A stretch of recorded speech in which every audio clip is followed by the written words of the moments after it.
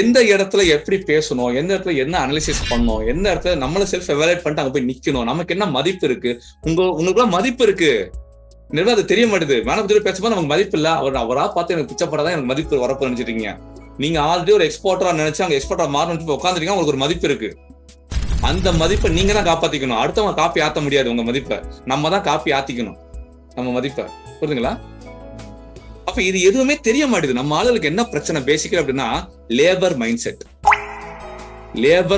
Working mind set. இந்த owner mind செட்டுங்கிறது கிடையாது. முதல்ல ஓனர் மைண்ட் செட் வந்தாதான் முதல்ல எதை படிக்கணும், எதை தெரிஞ்சுக்கணும், எதை நம்ம அனலைஸ் பண்ணணும், எதை நம்ம ஆர்என்டி பண்ணணும், எதை நம்ம அலையணும், இதெல்லாம் தெரியும்.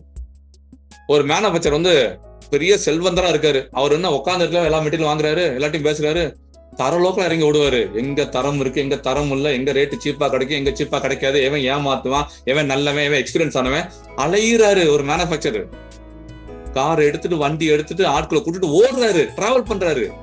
இப்படி டிராவல் பண்ற மேனுஃபேக்சர் தான் சரியான யூனிட்டை கட்டமைக்கிறாரு.